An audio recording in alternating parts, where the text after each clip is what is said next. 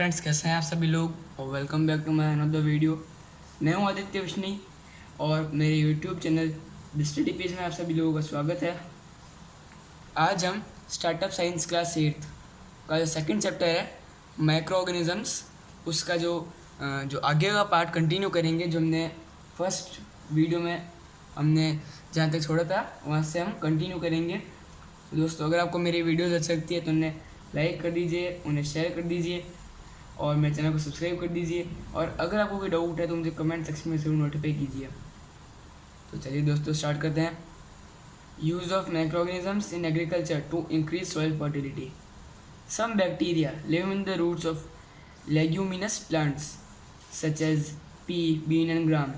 These bacteria form root nodules and are able to fix atmospheric nitrogen and convert it into suitable usable forms like nitrates.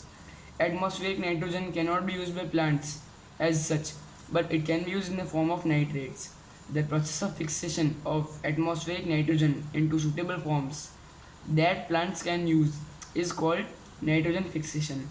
Nitrogen fixation increases the fertility of soil. Blue-green algae are also known to fix nitrogen and increase soil fertility. तो दोस्तों, मैंने आपको पिछले video में बताया था कि जो हमारी दाल होती है, इनके जो क्रॉप्स होते हैं, इनकी जो रूट्स में राइजोबियम बैक्टीरिया पाया जाता है। इसके अलावा जो ब्लू ग्रीन एल्गा है, ये भी जो है ये काम कर सकता है। तो होता क्या है कि कुछ बैक्टीरिया होते हैं वो लेग्यूमिनस प्लांट्स, जैसे पी है, जो बीन है और ग्राम है, इनके अंदर क्या करते हैं कि रूट्स के अंदर रहते हैं। ठीक है, तो ये जो बैक्टीरिया रहते हैं, ये जो है रूट नोड्यूल्स का जो है फॉर्म ले लेते हैं और ये एटमॉस्फेरिक नाइट्रोजन को जो है फिक्स करके जो करते हैं और उसको यूजेबल फॉर्म में कन्वर्ट कर देते हैं। तो जो एटमॉस्फेरिक नाइट्रोजन होती है वो ऐसे तो नॉर्मली तो जो है प्लांट्स उसको यूज़ नहीं कर सकते, हवा में से उसको जो है ले नहीं सकते।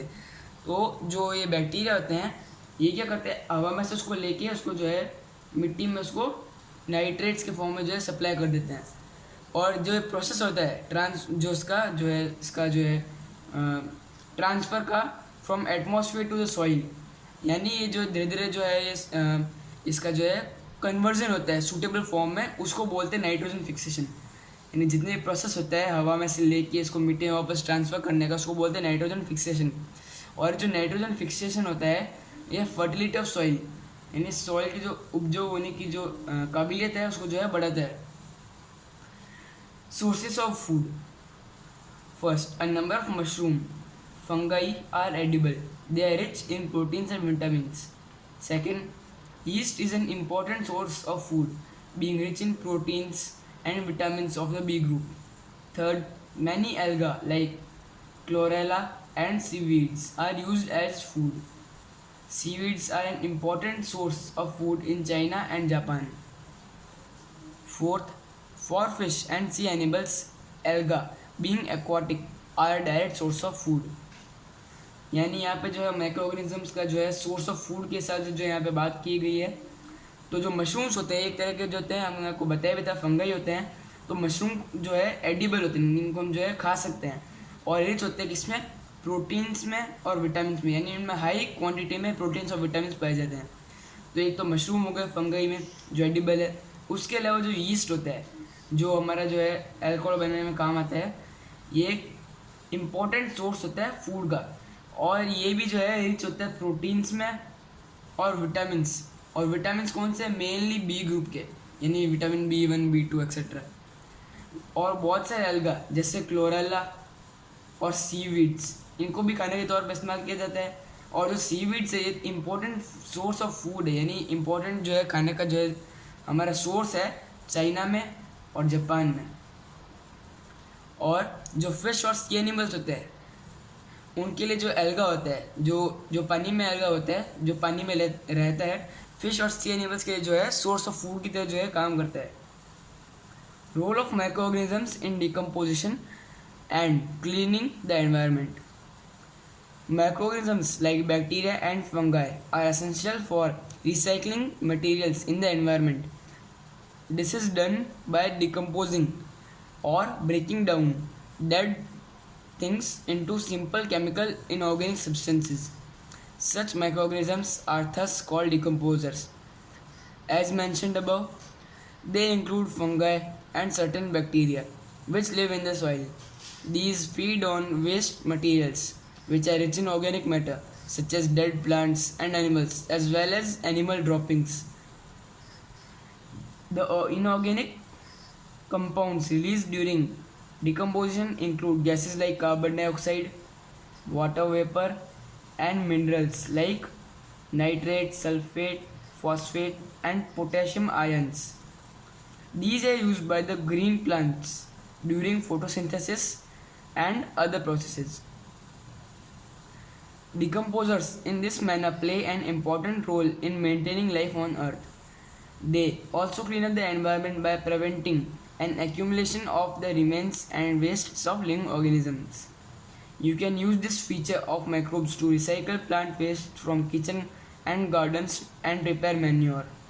Microbes cannot break down waste items like glass bottles, polythene bags, and Coca-Cola cans. Hence, these should be disposed separately.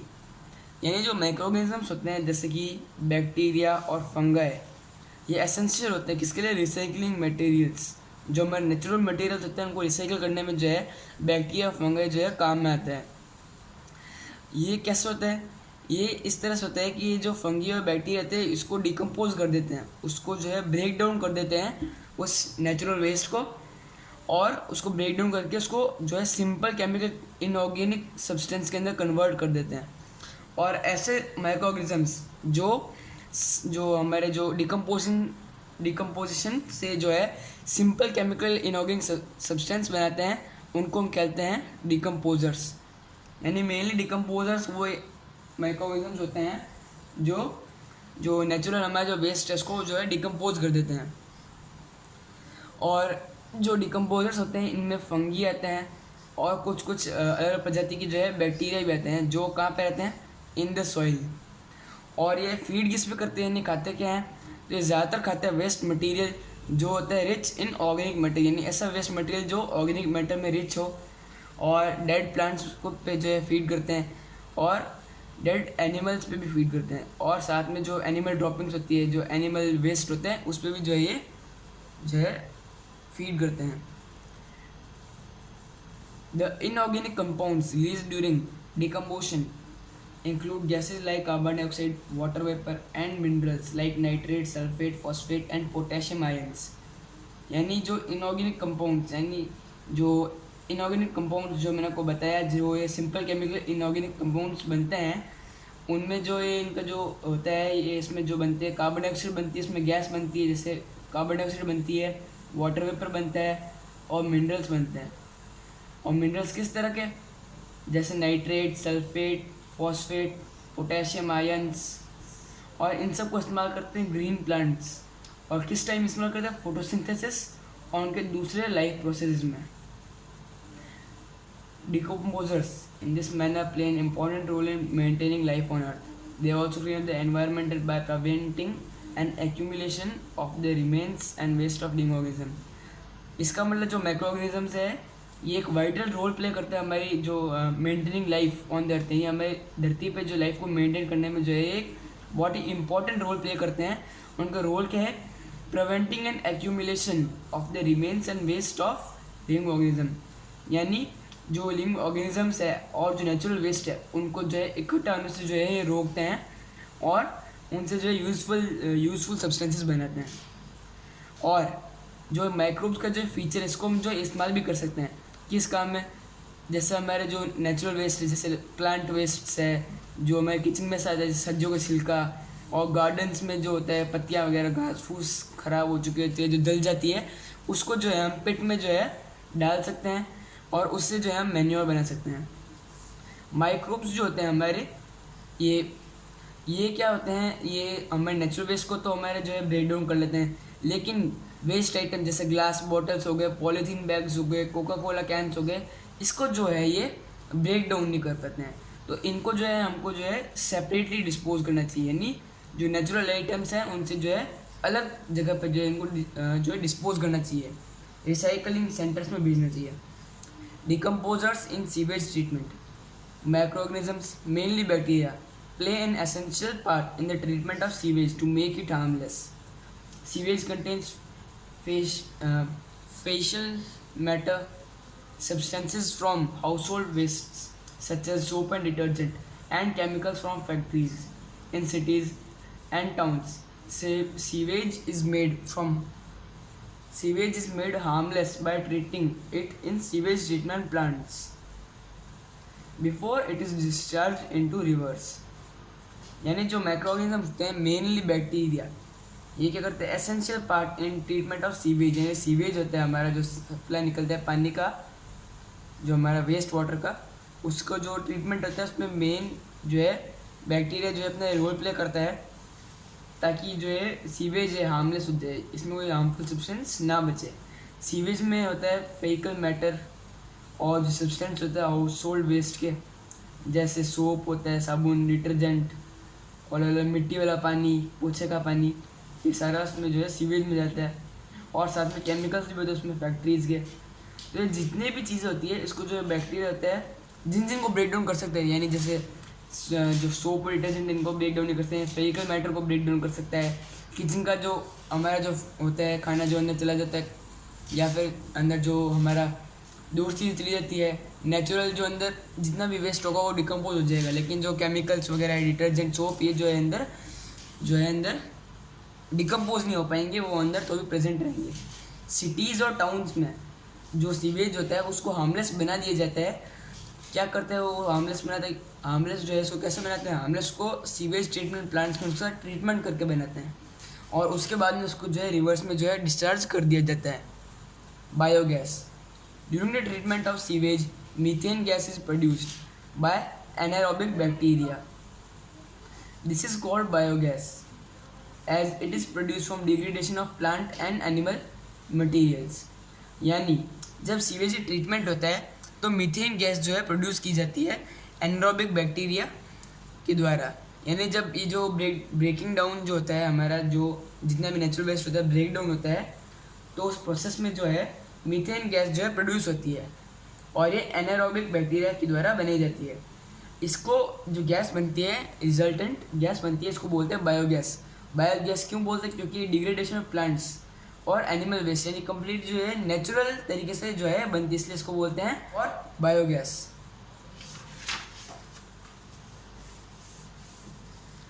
In India and China, rotting vegetation and animal dung are used to produce biogas, which is used as a fuel in homes.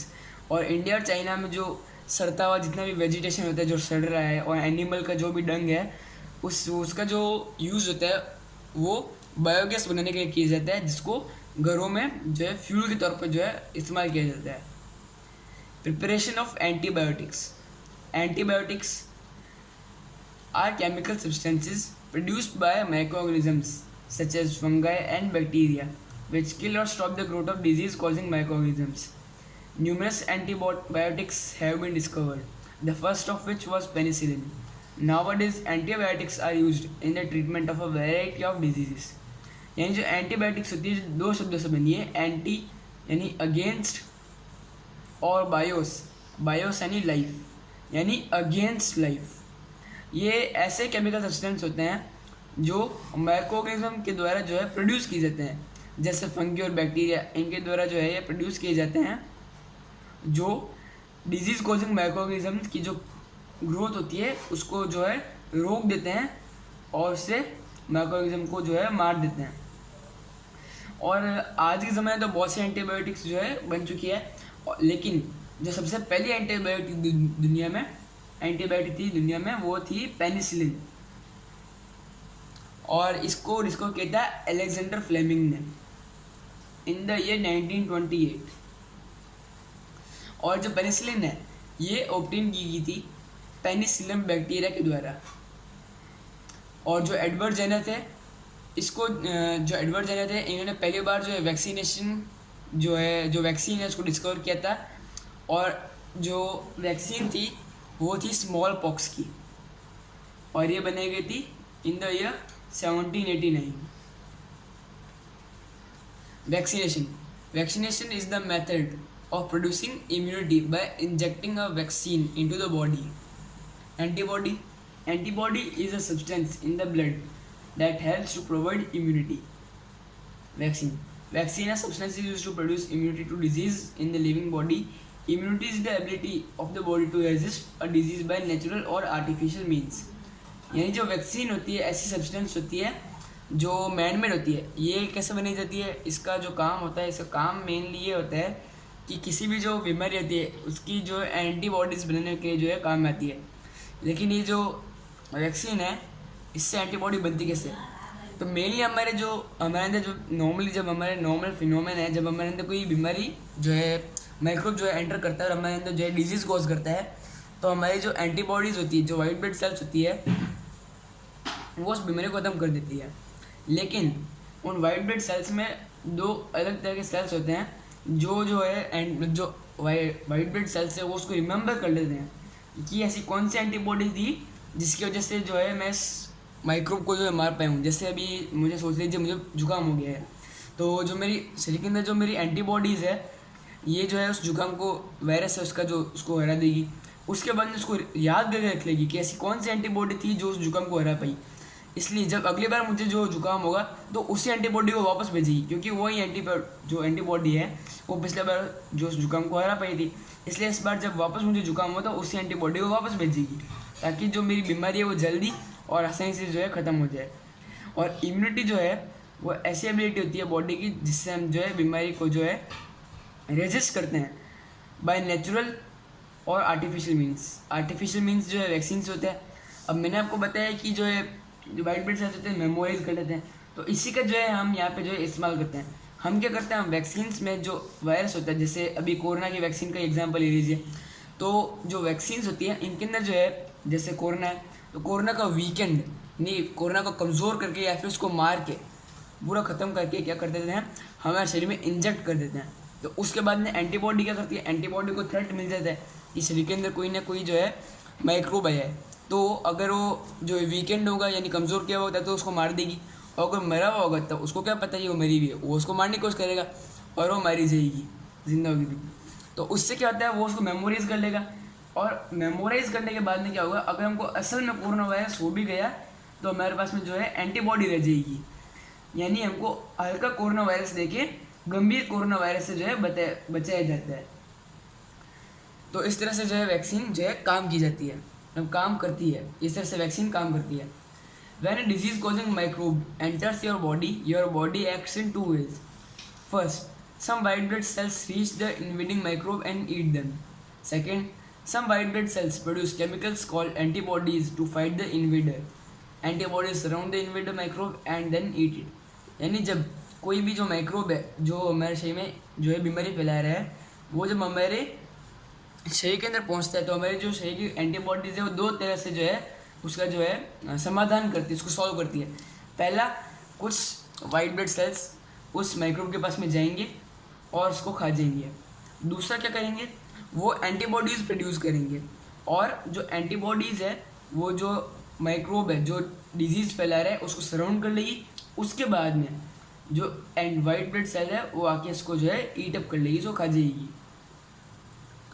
Once our body has been infected by a particular microbe, the body remembers which antibody was able to fight the microbe. This means that if you come in contact with the same microbe again, your body can make antibodies and destroy the microbe before it can make you ill. This is known as becoming immune. This is how immunity is provided to the body against diseases in a natural way. यानी एक बार जब हमारे अंदर जो है मैंने कोई चीज़ बता भी दी है तो भी यहाँ पे बताइए, तो मैं इस बस को वापस एक्सप्लेन कर दूँ। एक बार जब हमारी बॉडी में कोई वायरस या जो माइक्रोब है हमारे अंदर घुस जाता है तो और हमारी जो बॉडी है उसको ख़त्म कर देती है, तो हमारी जो बॉडी है उसको याद करके रख लेती है कि ऐसी कौन सी एंटीबॉडी थी जो उसको जो है हरा पाई थी माइक्रोब को, और तो याद रख लेती है। तो उसके बाद में अगर अगली बार वो बीमारी वापस हुई तो जो है एंटीबॉडीज़ जो है हमारे शरीर के वहीं जो है हमारी जो वाइट ब्लड सेल्स है वो वहीं की वहीं एंटीबॉडी वापस प्रोड्यूस करेगी और वो उस बीमारी को जो है वापस रख देगी, जिससे पहले हम बीमार होने से पहले उस बीमारी को जो है वायरस को जो है ख़त्म कर देगी। तो नेचुरल वे में जो है हमारे अंदर इस तरह से जो है इम्यूनिटी आती है। अब आर्टिफिशियल वे में हमारे अंदर क्या करते हैं कि एक डेड या फिर वीकेंड माइक्रोब यानी कमज़ोर किया हुआ जो माइक्रोब है वो एक हेल्दी बॉडी में ट्रांसफ़र किए जाते हैं। तो जो बॉडी होती है वो उससे लड़ती है और माइक्रोब्स को जो है मार देती है, और मारती कैसे है, एंटीबॉडीज़ प्रोड्यूस करके। अब जब ये बीमारी मर गई है तो जो हमारा शरीर है वो याद कर लेगा कि ऐसी कौन सी एंटीबॉडी थी जो उसको हरा पाई थी। और ये जो एंटीबॉडीज़ होती है ये हमारे शरीर के अंदर रहती है, हमेशा रहती है। और जो है डिजीज़ कॉजिंग जो माइक्रोऑर्गेनिज्म है, यानी जिसके खिलाफ जो एंटीबॉडी कारगर है, वो उस बीमारी के खिलाफ जो है हमको बचा के रखती है। और यही जो बेस है वैक्सीनेशन का, जो है यही बेस है, इसी चीज़ पे जो है वैक्सीनेशन बेस्ड है। और बहुत सारी बीमारी जैसे smallpox, chickenpox, cholera, tuberculosis, hepatitis, इन सभी को जो है वैक्सीनेशन के मेथड से जो है रोका जा सकता है। इसी वजह से जो है हमको बचपन में इंजेक्शन या फिर ओरल वैक्सीन दी जाती है, जो है हमारी अलग अलग, जैसे पोलियो की मिलती है, मीजल्स की मिलती है, डायफ्थेरिया की मिलती है, टेटनस की मिलती है, टाइफॉइड की मिलती है। Harmful microorganism, the most talked about microorganisms are the harmful ones. These are the ones that get their names in newspapers, on TV and radio for the disease they cause. Disease-causing microbes are called pathogens. They cause disease in human beings, animals and plants. They can kill living organisms. Many microbial diseases can spread from an infected person to a healthy person through air, water, food और physical contact. यानी जो सबसे जो माइक्रोऑर्गेनिज्म्स की जो बात की जाती है वो हार्मफुल माइक्रोऑर्गेनिज्म होता है, उनकी सबसे ज़्यादा बात की जाती है। तो ऐसे माइक्रोऑर्गेनिज्म्स जो डिजीज़ पैदा करता है किसी होस्ट के अंदर, उनको बोलते हैं पैथोजेंस। ये क्या करते हैं, ह्यूमन बींग से फिर किसी लिविंग बींग के अंदर क्या है, डिजीज़ पैदा करते हैं, चाहे वो एनिमल हो, चाहे प्लांट हो, या फिर ह्यूमन ही क्यों ना हो। और जो अपने होस्ट है उसको जो है मार भी सकते हैं जान से। और बहुत सारे माइक्रोबियल डिजीज़ जैसे कि ज़ुकाम हो गया, बुखार हो गया, ये जो है हवा से फैल सकती है, टच से फैल सकती है, डायरेक्ट कांटेक्ट से, या फिर पानी से, या फिर फिजिकल कांटेक्ट से, फूड शेयर किया हो तो उससे भी फैल सकती है। तो ऐसे जो है बीमारियां फैलती है। Communicable diseases which can spread from one person to another are called communicable और infectious diseases. Example of communicable disease are cholera, common cold, tuberculosis, malaria, chicken pox, anthrax, measles and influenza. यानी ऐसे disease, ऐसी बीमारी जो एक से दूसरे में फैल सकती है, उनको बोलते हैं कम्युनिकेबल डिजीज़। इनके एग्जांपल है कोलेरा, कॉमन कोल्ड यानी नॉर्मल सर्दी जुकाम बुखार, tuberculosis, malaria, chicken pox, anthrax, measles और इन्फ्लुएंजा। ये जो है कम्युनिकेबल डिजीज़ है। तो दोस्तों आज के लिए जो है हम इतने ही करेंगे। बाकी के जो हमारे 2 से 3 पेज है वो हम अगले वीडियो में करेंगे। आज के लिए इतना ही। तो दोस्तों अगर आपको मेरी वीडियो अच्छी लगी तो उसको लाइक कर दीजिए, चैनल को सब्सक्राइब कर दीजिए, और अगर आपको कोई भी डाउट हो तो मैं वो कमेंट कर दीजिएगा, मैं उसे अपनी सॉल्व करने की पूरी कोशिश करूँगा। तो धन्यवाद, थैंक यू।